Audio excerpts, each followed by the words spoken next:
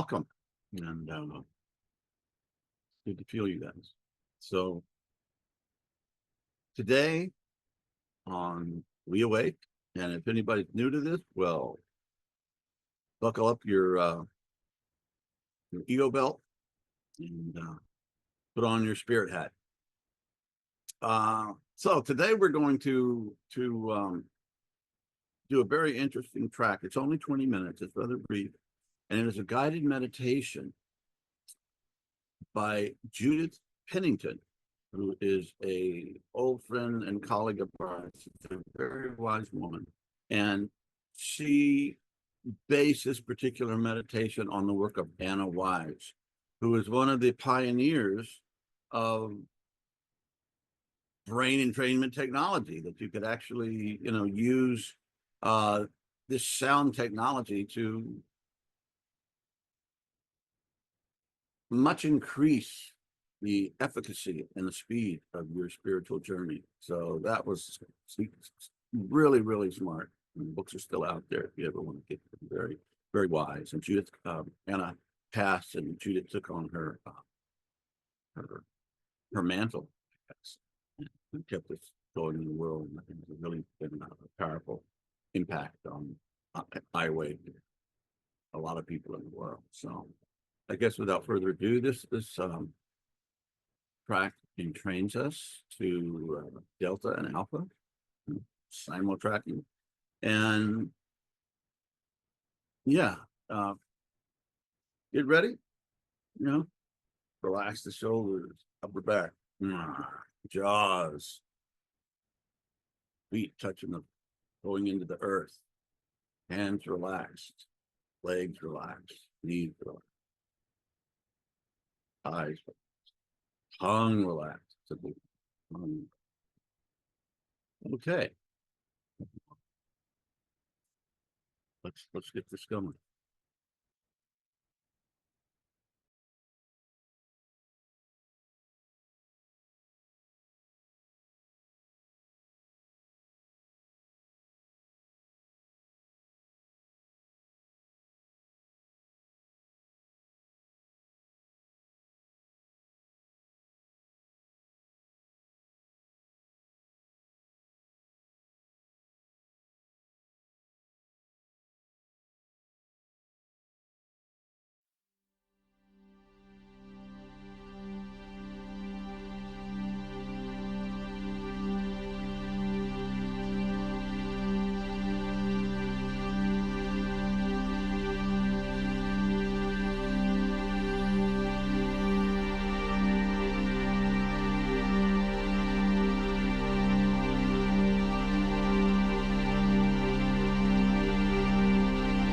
Close your eyes and allow your mind to remember your meditation state.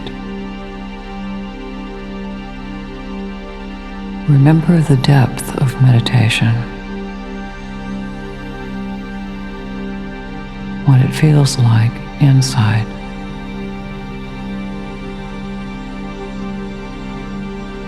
What your landmarks and keys are.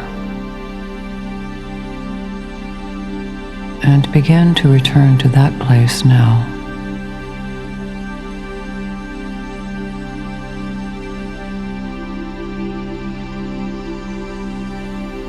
Begin to take that depth of meditation into you.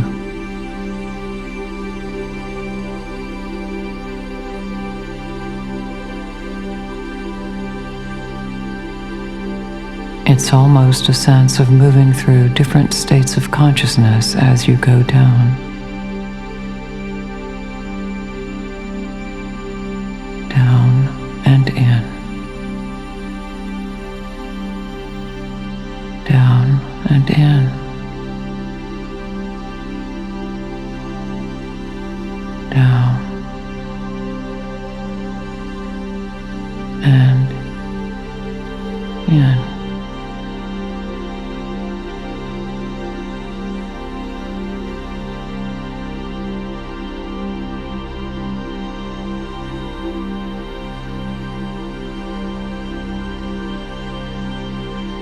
As you move deeper into your meditation, you can feel the various tensions in your body letting go.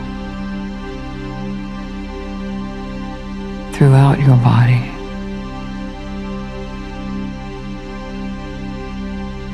waves of relaxation and release.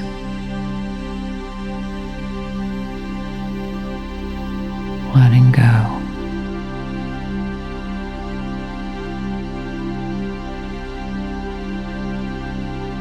Allow any thoughts, images, or outside disturbances to become completely irrelevant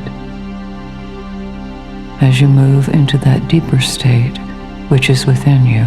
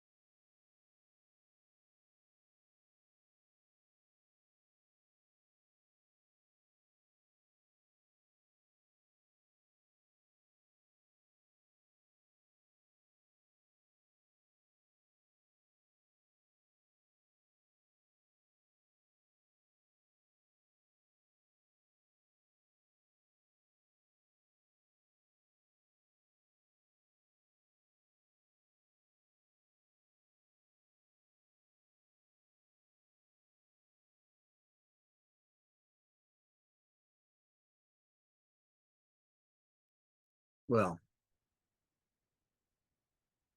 welcome back to the world. We look at each other, see each other. That was really, really beautiful. So, again, she's a very wise woman. I think there's some people's voices just have the presence to transmit spiritual resonance. And I think Judith, Stephanie, again, that's the track was called In, Out, and Through. It's one of our WeAwake tracks. And this one was track 2. Its title was Gathering Healing Energy. So speaking of gathering healing energy, let's talk a little bit about that. We live in a time when the world is turned upside down. I'm speaking as an American who lives in the United States, but I know that what we do affects others. No, I didn't personally do all this stuff, but I take it personally. I think it's stupid, hurtful, malicious things. I have to deal with that. But what I'm suggesting, you can't let the blue meanies conquer you. I know, really, remember the blue meanies from the movie Yellow Submarine by the Beatles. It dates me, but yeah, don't let the bad guys control us and the issues of the world. And I know some people, they wake up in the morning, first thing they do, they start looking at all the stuff, what disasters happened last night. And I don't think it's very good. In fact, I know it's a lot. Some of us are more sensitive. I've seen it just tearing people apart, just anxiety and frustration, and shame and rage and fear and hopelessness and all that good stuff. So the interior work that we have been talking about for a long time and creating tools to help us do that seems it's really essential now for our spiritual health and sanity, and to be able to tap into that deeper part of ourselves where we get the guidance and the knowing how we're supposed to react, what we're supposed to do, what is our individual path. that all connects us. That's very important. But if you don't take time out to pay attention to that, it will hurt you. Some of us will get ill physically, emotionally, spiritually. So there's a verse in the Bible, I don't think I remember where it came from. I don't know if it's the Gospels or maybe it's first found, but anyway, talked about being in the world, but not of the world. Okay. What does that mean? Well, I'll just, my interpretation of it right now, I think most of us are called to be in the world. We give our service, we pay our taxes, vote, and, you know, our civic duties, and to be a good citizen, a good human being, so that we don't hurt others as little as possible, and other sentient beings, and dear old Mother Earth. So, but if we don't take care of ourselves, it's really hard. And at some point, one of the things that happen, you can numb out. You can just like not listen to anything anymore, and just put up your force fields, and that is that is a response. Or you can let it crush you, and I don't think that's good either way, because if we let the malicious lies and intent hurt us, destroy our peace and our health, the bad guys are winning. Okay. So what do I suggest? Well, first thing I suggest is when you wake up in the morning, don't do this. Okay. And I know it's like we've never in our history of human beings had worldwide access to all this information, coming from all over the place. And some of it's true and a lot of it's not. And it's all meant to impact you emotionally. And it's, this is just an extension of our body now. If you go on a trip and you forgot your phone, I mean, how are you going to feel? You're probably going to freak out. Really important to us. But, in days past, we would read a newspaper in the morning, watch the news at night. Anyway, it was just this constant presence of just negative, emotionally draining information, and makes us angry. Makes it hard for us to show up. So how do we be in the world still, but not of it? Well, firstly, what I suggest is that you get up early, whatever early is for you. If you work all night, early might be 1 in the afternoon. But anyway, get up early and make that a sacred time. Okay. I have to get up around 6:30 to 7, because not only do I have a lot to read and study and meditate and pray about, I have a dog.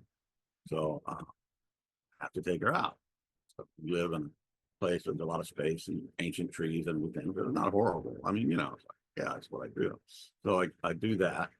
Then I come back to my little office, and with the Reverend Martin Luther King and the Beatles here. And actually what I'm doing now is, in the podcast that we're doing, Deep Transformation, you guys should check it out. Gotten quite successful on YouTube, and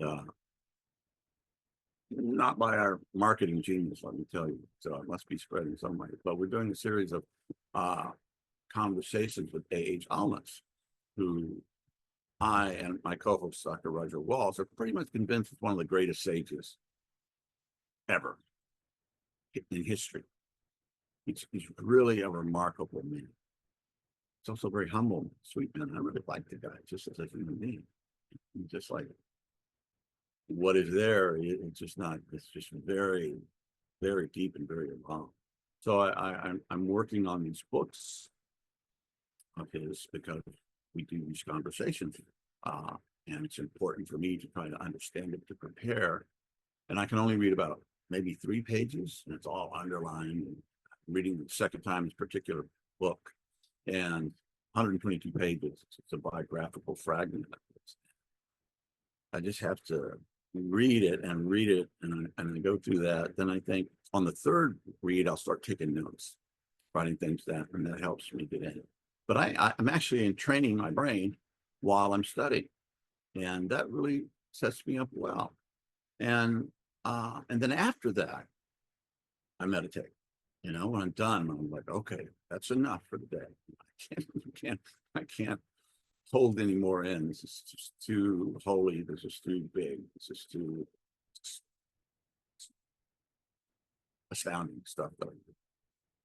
Anyway, but I find that doing that kind of lectio divino, Catholics talk about the divine study of this particular book, sets me up to have a deeper meditation. Whereas if I were going through Google News, doing that for a while, it would not set me up for meditation. Au contraire, it would make it really, really hard. And so take the time, and some of have families, have children. Well, get up before everybody else gets up and spend that time in meditation and interior practice. And my grandmother, she was a devout Catholic, and they had a farm in the country, and she'd sit out on the back porch, screened in back porch, and every morning she'd be in a rocking chair doing her rosary. Things like that. I remember how impressed I was with that as a child. So, and if you do have kids and family members, you doing that is going to impress them. Okay. I remember that Mom, before she made breakfast or did anything, she would always take that time to center, to do her, whatever it was, her weird prayer meditation. She had headphones on, and then she'd come in, okay, and greet us. It seemed to help her. It seemed to make a difference. It made a difference in our family, and I'm not sure why. So that's a really good thing to role model for your children, if that's the issue. I just can't do it after the time. You got to make the time, and it will make the other parts of our life easier, and we'll be able to handle the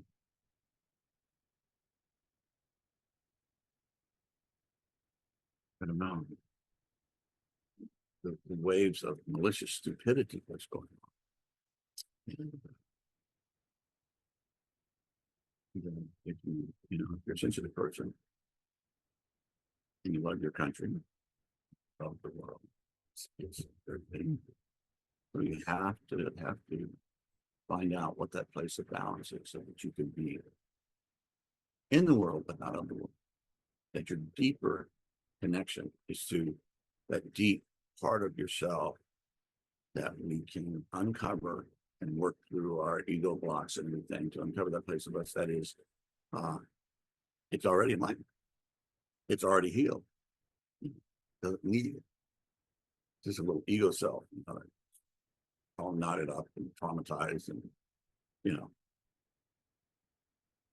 living on all our memories, and we create this self that is, it's real in that sense, but it's not ultimate, not our essential deep self at all. And that's what we cultivate in our inner work, and that's what helps us to be still in the world, but not on the world. And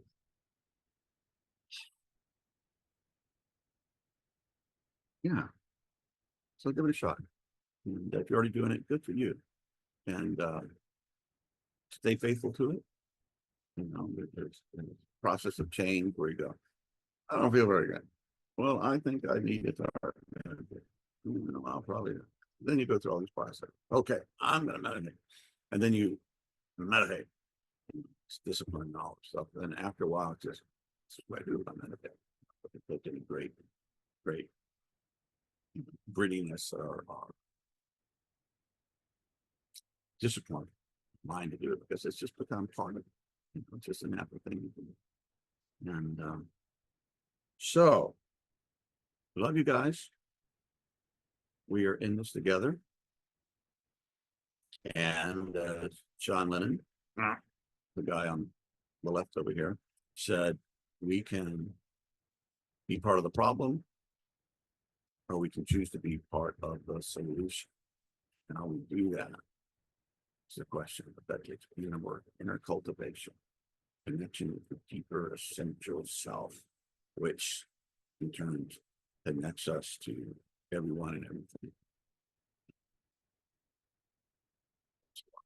So anyway, God bless you guys. Thank you for being here with us. And if you're new, welcome, welcome. And if you're not, welcome back. So hopefully we'll be here again next week and use the tools that we've been given and do the work. And it will bear very good fruit. I hope and amen.